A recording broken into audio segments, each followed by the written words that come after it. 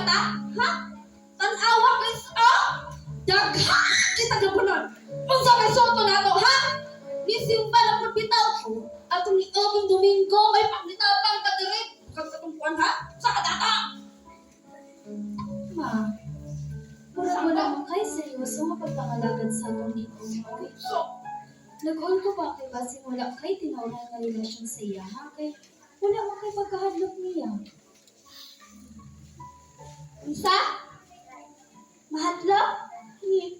Ano mahadlok man? Dako sa Ginoo Kristo.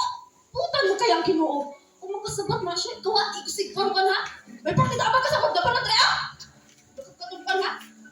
Ma, ang pagkahadlok mo ang sinugdan sa kaalam matod sa iyang pulong. Kung ang pagkahadlok pag-ingon dira, dili pagkahadlok na patrin o bungalan ka, kundi paghatag og taas na respeto, pagtaho, gugma, ug importansya sa Ginoo. Kaya kung kitagaan mo siya taas na respeto ug pagtaho ingon nga Dios, unahon nimo siya sa tanang mga butang. Ayaw ko kung may kansa! Huwag ka na sayot kung unsa ang naa sa kong kasing-kasing ko kuno na! Huwag di ka pulis kung bataan ka! Ma, concern lang ko sa imo Sir! ma. Kasi habot na niya ang panahon. Magmahay ka. Sa tayan! Oh, Lucy, Chris, ano saba kayo mo dire?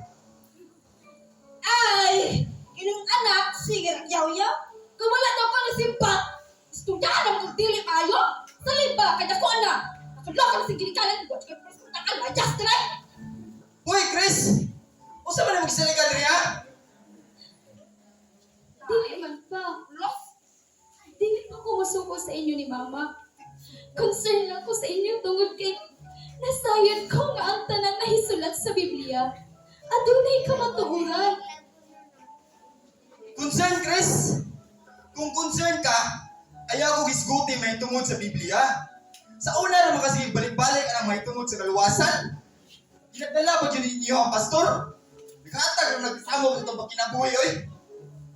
Kung musunod ko sino tinuhan, Chris, puro nag-ipriso na akong kaugalingon. Nagkang kay bawal. Bawal manigarilyo. Bawal mo inom. Bawal manugal.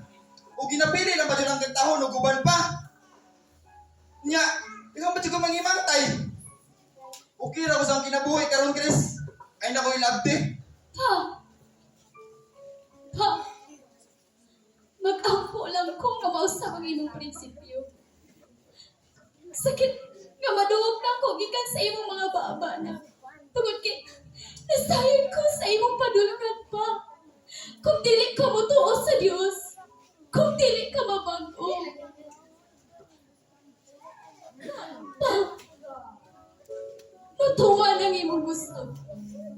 Mulakaw ko sa mga nasod aron sa pagsangyo sa pulong sa Dios. Sa mga wala pa nakadungog niini. Ang wala ka masayod kung kanus ako mobalik. Hoy, Jess! Maglakaw-lakaw na po ka, ha? Ha? Maayupag ka ng pagsangyaw, ha? Maayupag na... Ah! Tabayo ka!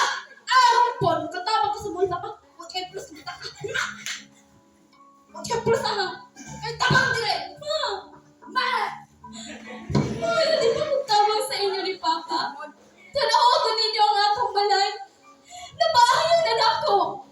Nanapon mo'y gaway negosyo. Ma! Tagaan sana kung panahon ang nakumuluhan sa Diyos, Ma. Ala, sige lang ka dito. Unahon din mo, Chris. Basta ka namin ni mama ni mo dire. Dili man sa ingon anak pa. Sige lang. Mamalihog ko nila, Pastor, sa pagpaluwag sa inyo din eh. Mahitungod sa pagdawat sa kaluwasan ng pagtuo sa Diyos. Kaya dili pwede nga. Sige lang kung uban sa inyo din niya. Daghan pa ang dapat nga sultihan. Unta, ma-realize ninyo nga, mao ginauna na ako ni tungkol kay tinuod ang isulat sa Biblia. Tinuod nga adunay imperno. O tinilalim nga mag-atos dito sa walay katapusan. Ma! Pa! Tama na lang, Krista! Isa na ito ano sa kuha, ha? Nga nagtitim pa mo kausahan! Mas maayo pa dyan, yung lang ko kadring bata at ako at pulos. Sige ka kaya, dili ko kasimba. Pati kay pulis ka bataan ka, no? Sa tawag mo siya katrabang ko, dali. Sirang yaw-yaw. Pati simba ka. Pulas. Ayaw po na nahin mong anak, Lucy. Sige, Chris.